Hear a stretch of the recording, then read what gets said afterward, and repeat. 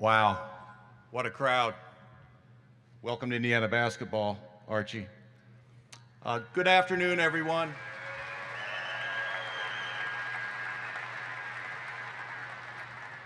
Good afternoon, everyone. My name is Fred Glass, and I'm the athletic director here at Indiana University. And on behalf of everyone affiliated with Indiana University, I want to welcome you and thank you for coming out today. It's a very exciting day, and it's been a really exciting time for me to get to know Archie throughout this process. I also want to welcome him specifically, as well as his wife Morgan and beautiful daughter Leah, to the Indiana University family.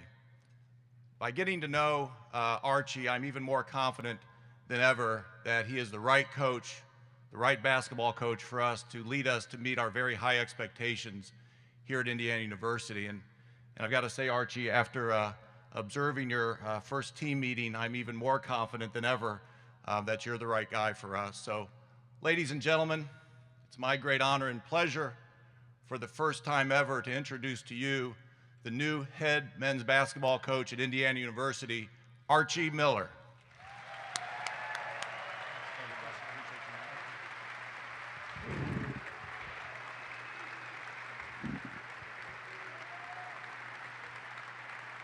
Thank you. Thank you very much.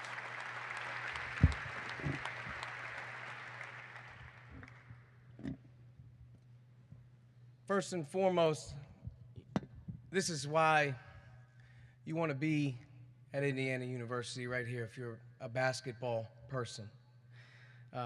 Honored, my family and I, Morgan and Leah, are honored and excited to represent Indiana University in what we consider now one of the finest basketball traditions in all of college basketball. I'd like to thank President McRobbie and Fred Glass for their confidence and faith that our vision, as we talked through it, and what we're about, fit the university and also met, their expectations in terms of how they want this program to be run. I have to thank my family in general. Morgan and Leah made the trip over here, and it's not easy to be a coach's wife, in particular, one that moves around quite a bit, but this was one opportunity I think we all are really, really excited about joining the community and doing what we can to help any and everyone. My immediate family, my mom and dad, two sisters, Lisa and Dana, and my brother Sean.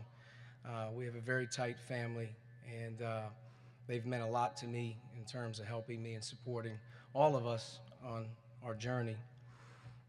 I've been a part of some great staffs, and I've worked with, alongside and worked for some great coaches, and played for Herb Sendek at NC State and worked for him, and taught me and a lot of others just how to be organized and prepared and ready for anything. My dad is a Hall of Fame high school coach, probably the best coach that I've ever been around, and probably taught me more about coaching than I realized way before I wanted to become a coach. The conversations in the car or at the dinner table or wherever we were really centered around the game. Thad Mott over down the road at Ohio State, he's a dear friend. He took me in and he changed my perception of what coaching is all about, and it's about our players.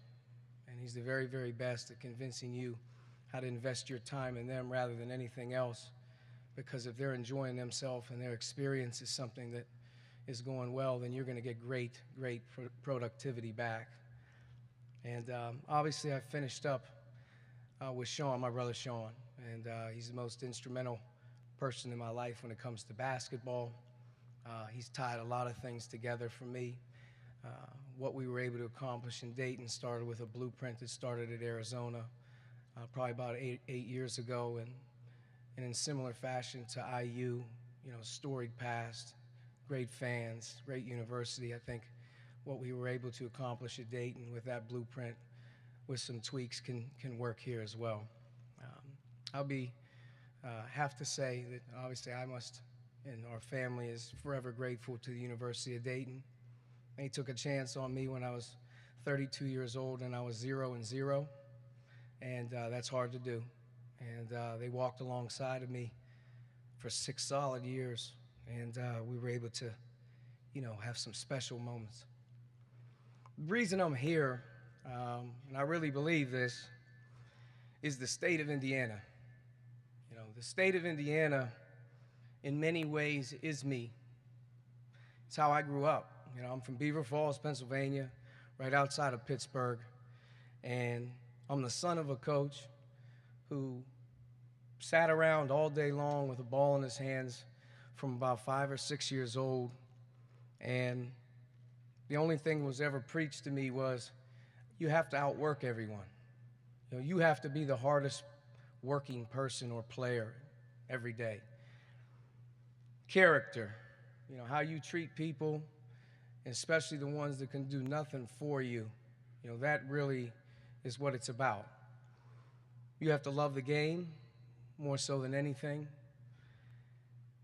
And you must operate with an element of toughness in everything you do. You can't make any excuses, and you have to earn the right to be good. And I feel like it's simple to me. Quinn Buckner told me on the phone the other day, he used the term OKP, our kind of people. I think it's kind of simple. I'm just like everyone here.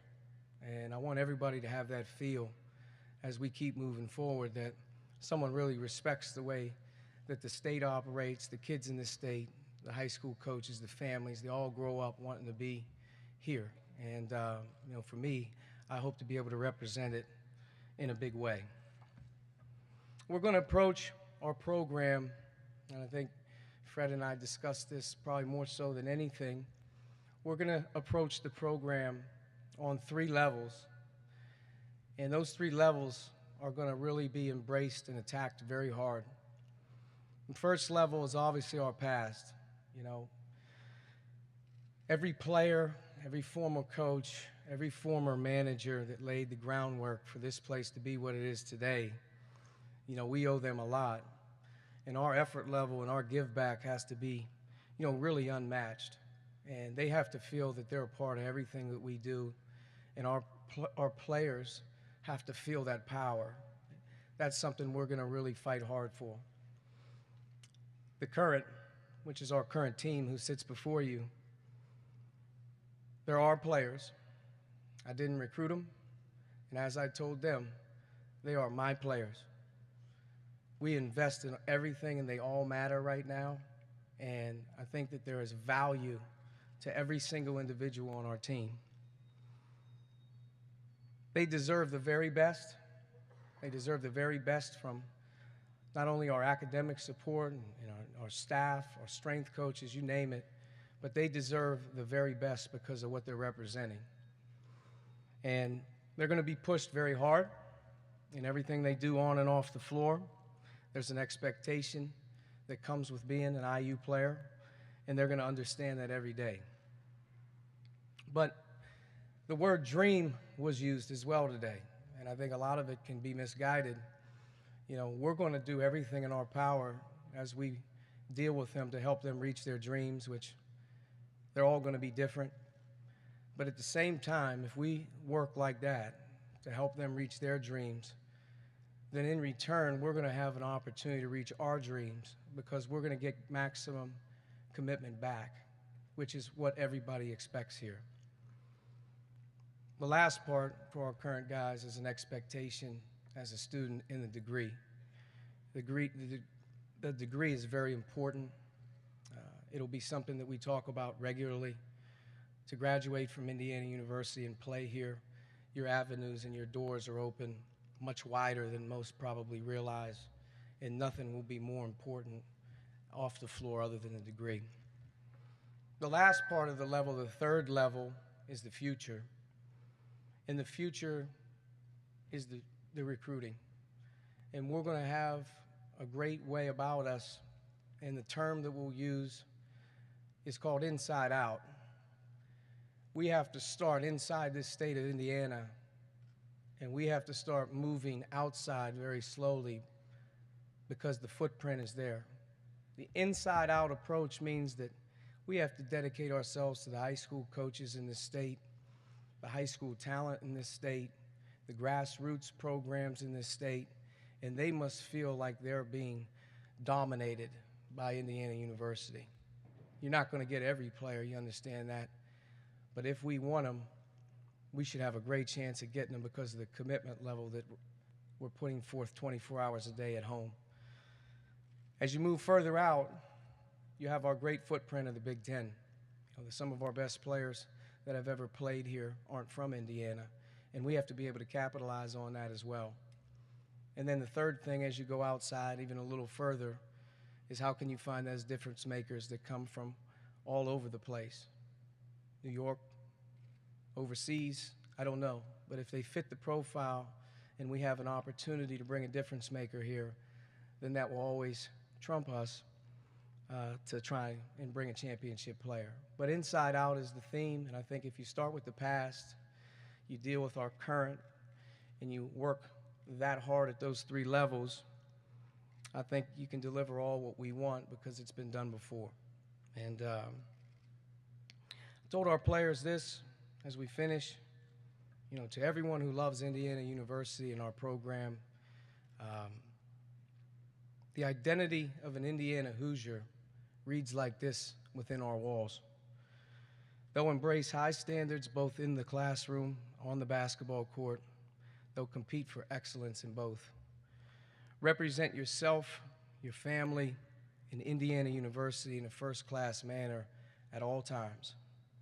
Tell the truth and make no excuses regardless of the circumstances. Respect your teammates. Take responsibility for their well-being and treat them as family. And understand our team's attacking mentality. Pursue relentlessly a competitive edge in all that you do in our program. And focus on team goals. More than individual goals, know your role on our team and take great pride in it. If we can get our players to buy into that code and we stay circular around that identity of who we are every day and who we bring in here every day, then I think at the end of the day, the main goal will happen, which is to make this great state, all of our alums, our former players, this university, and everyone who's growing up in the state of Indiana very, very proud because the expectations are set high and they're achievable. And I wouldn't be here if I didn't believe that. And I thank everybody for coming out. It's been an awesome, awesome experience to come here. I'm looking forward to getting started immediately, and we look forward to trying to have moments like you've had in the past and just trying to make them as regular as we can. Thank you.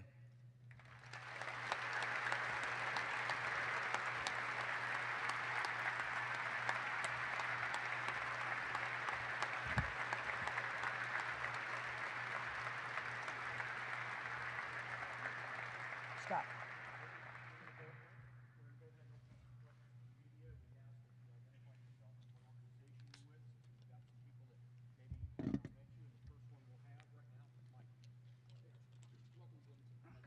Thank you.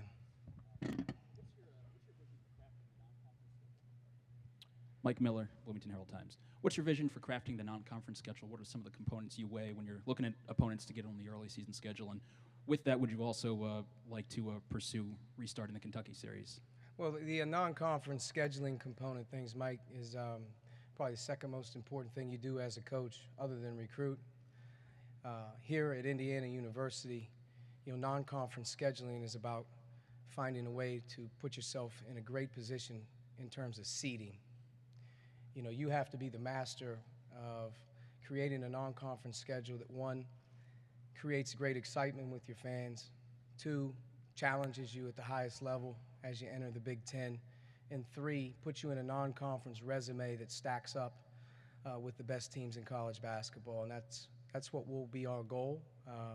And in terms of the series with Kentucky, that's far removed from where I've come from, so that's something that down the line I think Fred and I will discuss and see how that happens. I know it's an important piece to the puzzle here with our tradition. But right now we'll just focus on the day at hand.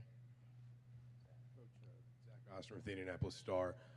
Just as much as you can, as much as you're comfortable, just can you sort of talk about how the process unfolded on your end with Indiana? When did it kind of start, and just how, what led to today? Well, yeah, I'll leave the process and the search kind of to Fred to talk about.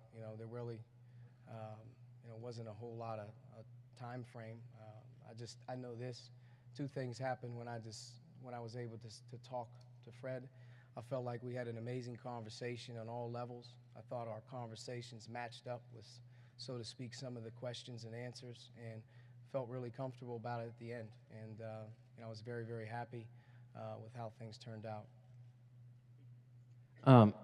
Archie, Pete DePrimi over here with the Fort Wayne News Sentinel. Just have you finalized your thoughts on formulating a new staff? We're going to build the best staff in college basketball. That's my goal. And how that unfolds is by the minute.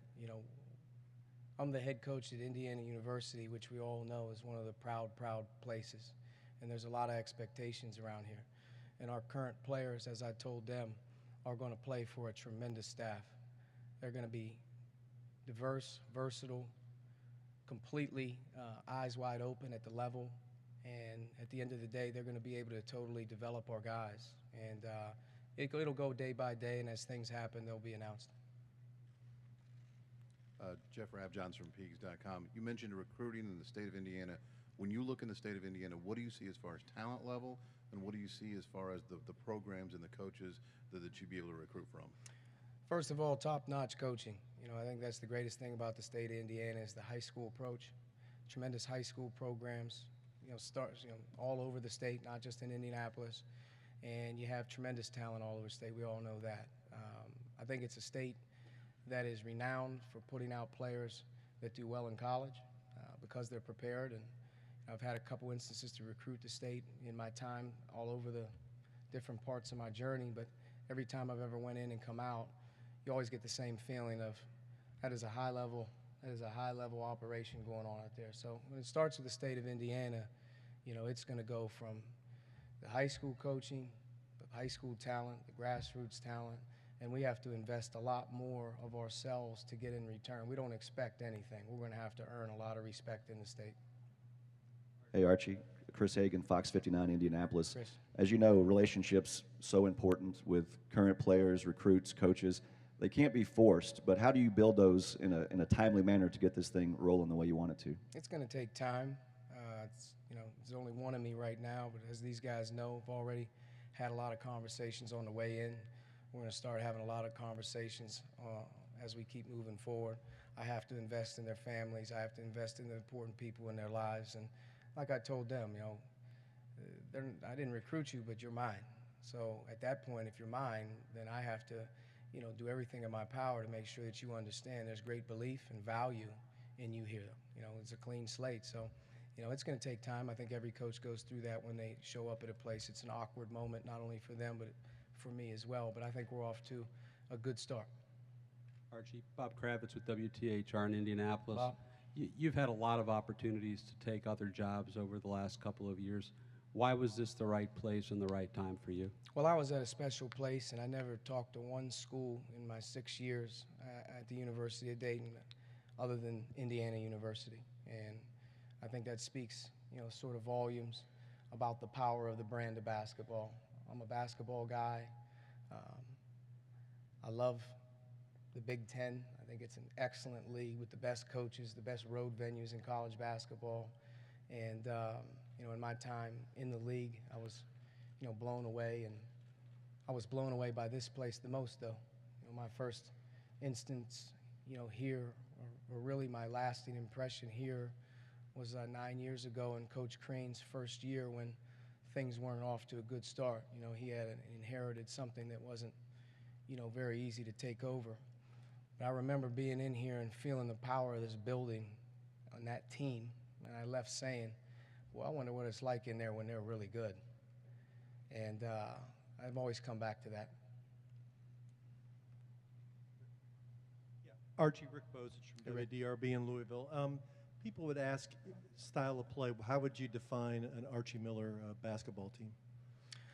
Well, I just told these guys the same thing. You know, style of play for me is always on the run offensively. I think the more we're on the run in the full court and the half court, which means a lot of movement, a lot of pace. I think our teams at Dayton were known for great ball movement, unselfishness. But I told these guys it's going to be pace, it's going to be player movement, flow, and it's going to be an attacking, aggressive style. They're already terrific offensive players. They've been used to some great offensive teams here in the past, and I think our style will fit with a lot of different personnel. Versatility is something we look for. Defensively, it's something to take great pride in. We have to become a tough, nasty team on defense. And I think at the end of the day, you know, if you looked at our teams at Dayton, we may not have been the biggest, but there wasn't very many days that I left that I say that's not one of the toughest-minded groups of people. We have to become a tough-minded group because to win at the level that we want to win at, you have to be able to beat different styles. You know, you can't be one-dimensional. You have to have some versatility, not only on offense, but you have to have some versatility on your defense. And we're aggressive. We're going to be very physical, and we're going to try like crazy to be very disciplined. It's not going to be very frantic, but it's a tough-minded approach on that end. Archie. Greg Doyle Hey, from Greg. Indy Star. Hi. There's not a lot of schools you can say this about. Indiana's one of them where the fans, some of them say, we'd like an IU guy. They're going to be happy with you, I know it. But in the meantime, uniting the fan base. How important is that? How possible is that? It's vital.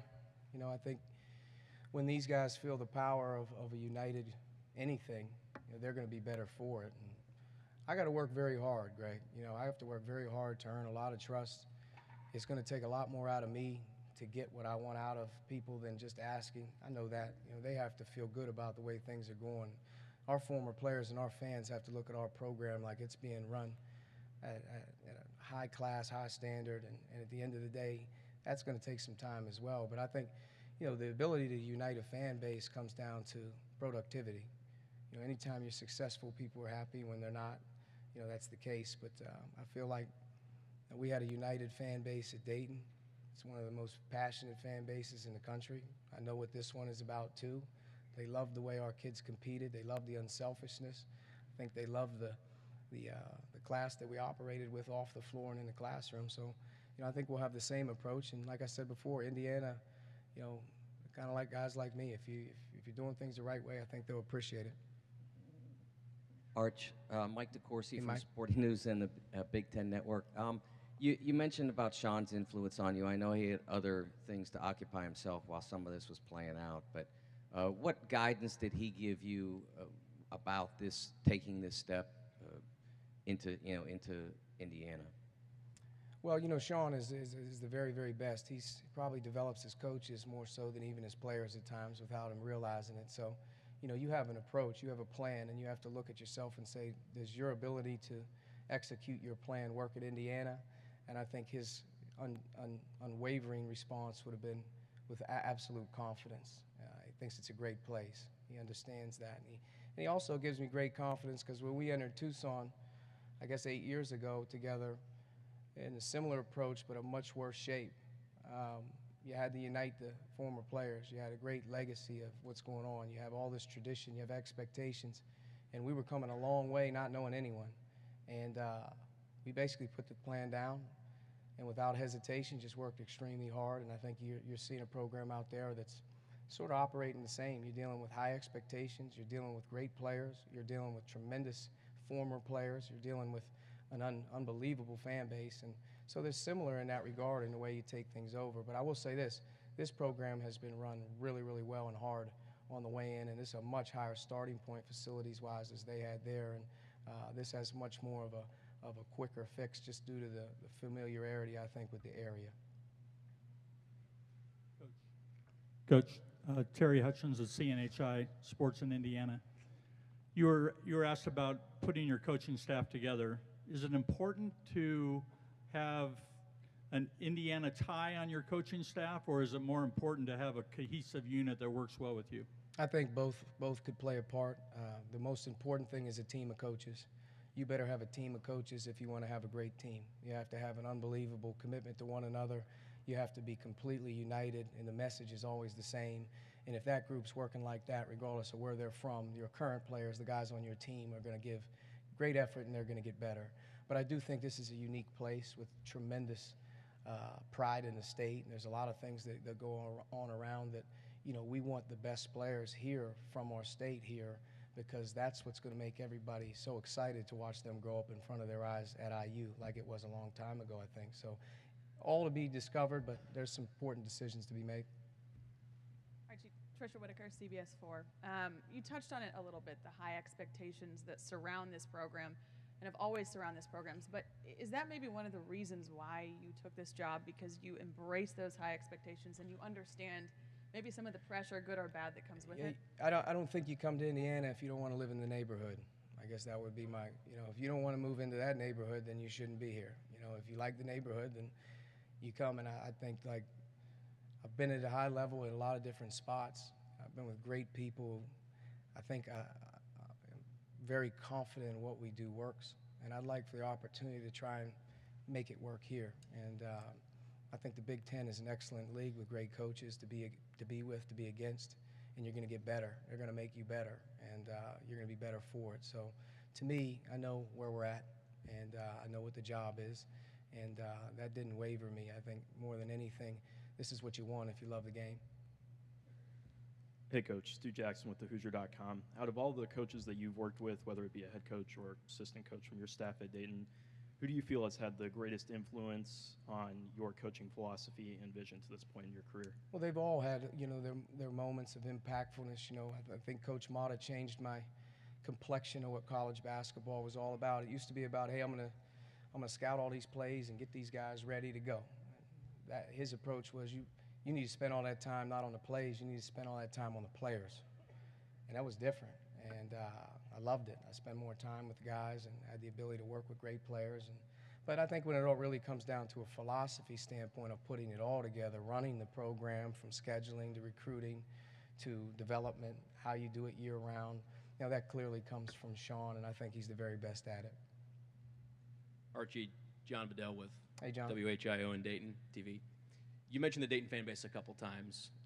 Since Saturday, the vast majority of them on social media, or the ones that we've interacted with, have said the same thing. Thank you for reviving the program, and then wishing you and Morgan and Leah well in your guys' next chapter here in Bloomington. Just, I wonder what you would say to them as you move on to this next chapter. I wouldn't expect anything different from our fans. They're the classiest, you know, group of people I've been around, and they took us in, like I said, very early on, and they helped us along the way. And we worked very, very hard to get to where we were at, and, you know, upon leaving, I'm very proud. And they're tremendous people there. I'll always root for them. I'll always be somebody I hope that they would call if they needed anything. But, you know, it's bittersweet. You know, you have a lot of disappointment when you're in Dayton before you get on the airplane, and then you have a lot of excitement here. So it kind of balances itself out. But, you know, I would hope to think that our family did everything we could within the community and obviously at the university to make them proud. Archie, David Jablonski, Hey, Dayton David. Daily News. How hard was Saturday saying goodbye to your players, and what kind of group do you think you left behind for the next coach? It's very hard. I mean, as these guys know, man, you're with them in many cases more than I'm with her. You know, years at a time to bring them in, years over years that you're working with them. You've seen some of the ultimate lows. You lose the death of a player, Steve McIlvain from Fort Wayne, Indiana, and you watch the hurt amongst them all. But then you watch some of their best moments, which is winning conference championships. And, you know, a lot of them have reached back out since the meeting. I don't think the meeting was a lot of fun, but, you know, I've been very, very proud of the responses. I think all of those guys are better. You know, I think they all feel good about themselves, and they're winners. And they have a great, great culture right now in terms of the pride in what they do. So whoever the next head coach is, you know, at Dayton, I think he's getting off to a great start, and it starts at their administration as well. Archie, over here. Sam Beiseisen with thehoosier.com. Just the resources Indiana has, just Assembly Hall, Cook Hall, just all the money that goes into this program. How should that, I guess, play into your decision and make it easier to come to a school like IU? Well, yeah, I think IU in general and the brand is something that excites me more so than bells and whistles. But clearly, when you have this at your disposal, especially on game night, that's something that really drives home. You know, I've played at a great home court, you know, UD Arena, and if you can get this thing here going, you know, this is maybe your biggest asset in anything you do, is winning games, recruiting, you name it. And then you add in the Cook Hall, which is fantastic. Our players should, you know, quite frankly, be in there 24 hours a day. I mean, they should be in there 24 hours a day, all day long, 7 days a week, because they want for nothing. And, you know, from a facility standpoint and a resource standpoint, these guys hurt for nothing. And, you know, have this at your fingertips is something that you gotta feel good about. Archie, Dave First from WRTV in Indianapolis. For you personally, what does this mean? And have you directed Fred for some home and homes with Arizona? For me personally, and again, Morgan and Leah involved in this as well, you know, this is really almost, I don't want to say too much right now, but it's eye-opening. You know, you feel it right now. You feel where you're at. And, you know, being at the stops I've been along, I never really said, hey, one day I'm going to be the head coach at Indiana University. I never thought that way. But to be here, a lot of people had to help me, and a lot of players had to break their back to get us here, and that's the thing that needs to be said the most. Home and home with Arizona, I don't know if Fred's actually going to have the ability to communicate with Sean as easily as me, but I think that's something that down the line would be really cool. He actually mentioned it to me. We can do that. It's just got to be right for both places. Coach Mike Peckram from Peaks.com. Some coaches like to use full scholarship, 13 or more, or oversign. Some coaches like to leave a couple scholarships for roster management reasons. What's your philosophy in that regard? Well, I think, you know, in this day and age with the fluidness of the NBA, early departures, also the transfers that happen, you know, in my estimation, it's not to your full advantage to have 13 guys that are playing in the game on scholarship. You know, you're not going to play 13. You know, you may have 13 on scholarship and have a couple guys, whether they transferred in, if they can impact Indiana University, or, you know, you redshirt a potential kid one day and look down the line in his 4th and 5th year as being an all-conference player. There's some of those, but I don't think that we want to be a team that straps ourselves and limits options. That would be what I would tell you, that, you know, we're always going to be comfortable playing between 9 and 10 guys, and if you have 12 or 13 on scholarship, you're probably going to see some unhappy guys, and sometimes less is more in that. Archie, Todd Golden with the Terre Haute Tribune-Star. You talked about the importance of Indiana recruiting. What is your pitch to an Indiana high school coach, an Indiana-based AAU coach, to make Indiana the go-to spot for them and for recruits in this state? Well, I think the way that their kids would be treated would be something that I would put down right away. I think that we spend an abnormal amount of time with our guys, and not just on the floor but off, and care about their total development as a person. I think if you look at our time at Dayton, you know, I think most of our guys would leave and say, you know, I got the most out of that experience because they spent so much time. They worked so hard for me on and off the floor and helping you in all your areas. And I think that's number one. They have to feel, the state of Indiana has to feel that when they give one of their sons to IU, they're going to get treated with the utmost respect and class, and they're going to deliver the very, very best they can for them. When it comes to the basketball, we're not going to have a hard time selling our style. We're not. What we have to sell is the way that we can deliver, you know, 365 days a year in terms of making them better and helping them achieve what they want to achieve. And, you know, we've seen a lot of guys come in one way, leave another, and I think that would be our goal here. So the way we treat them, I think from a basketball perspective, how we develop within our style.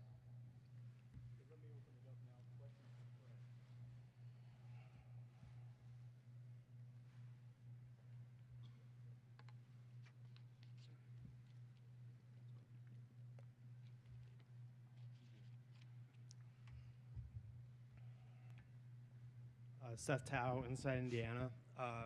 Fred, how much of a plus was Archie's previous recruiting experience in the state? First of all, I really wish I didn't have to go now. I've if I was practicing law, I'd just rest my case.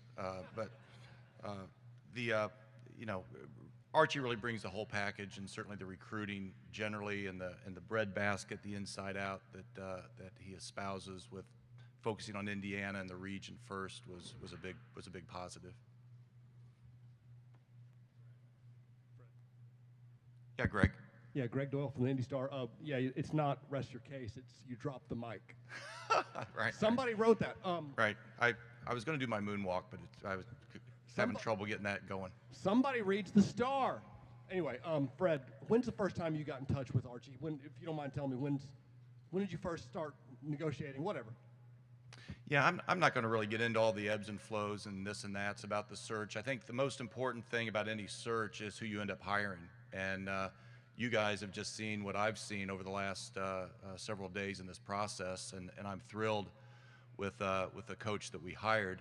The only things I'll say about the search is number one, Archie was on my short list from the very beginning, and number two is he's the only person to whom I'm offered the job. Fred, Pete DePremio, Fort Wayne News Sentinel. Yeah, Pete. Piggyback on an earlier question, how receptive are you to resuming the Kentucky series, even if it means, probably will mean, playing in Indianapolis? Yeah, I'm very receptive to restarting the Kentucky series, and you know, I'd like to play one of the games in the cycle here, but I think the most important thing is that we get that thing going again. Hey, Fred. Chris. Chris Hagan. Yes, sir. You said you've been wowed by him when he talked with the team, but during the process when you're meeting him for the first time, was there like a light bulb moment, or was it a number of things in a row? When did you know this is the guy I want to offer the job? Yeah, I think it was an evolution. You know, as we're putting the list together, I really was focused on him because of the objective data that you could just find out, you know, at your desktop. You know, son of a coach, basketball family, 5'9" point guard who played very, very well, you know, at major college level and in the record books at North Carolina State. Even at a young age, having a very deep and broad coaching experience under a number of significant coaches in major programs, proven winner, proven recruiter, proven player developer, the defense first mentality, you know, defense travels, defense wins championships. So all that stuff, you know, I think propelled him high on my initial list. The next wave was really more subjective stuff. So reaching out to basketball people around the state and around the country, and I'm fortunate to have developed some relationships with people who I trust, who are very discreet, who are able to find things out that I might not be able to find out, and those all came back in a very, very positive way. But the most compelling piece was when we met personally, and a lot of what he shared with you today, he shared with me then. He sees this as the great opportunity that I see it. The vision that we laid out when we started our search, you know, 10 days ago or whatever, is the opportunity that Archie sees. He embraces the expectations, as Trish was referencing. He's focused on the state of Indiana. He wants to recruit inside out. He's a plain-spoken, real person that I think is really going to connect with the guys and future guys and our former players as well. So it was really that evolution, and that's why I stand here today very confident that we have the absolute right person.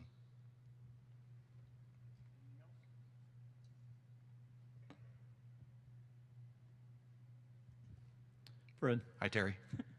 How many conversations would you say you had with former players, and maybe what kind of feedback did they give you? Yeah, I probably reached out to a couple dozen former players, several of them in response to them reaching out to me, offering assistance. Some, frankly, who were, you know, interested in the job themselves, and some that I just cold called, you know, kind of through the different eras. And it was so invigorating because all of them had a little different perspective, and some of them had different ideas on particular people or whatever. But the conversations almost always concluded, look, I just care so much about Indiana basketball. You know, go get the right person.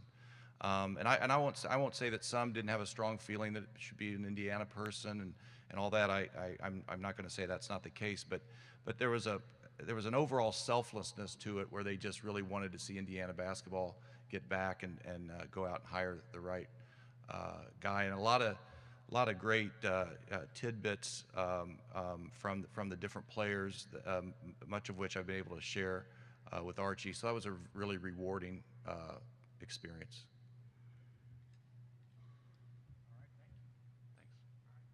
Thanks, everyone. Appreciate you coming out very much.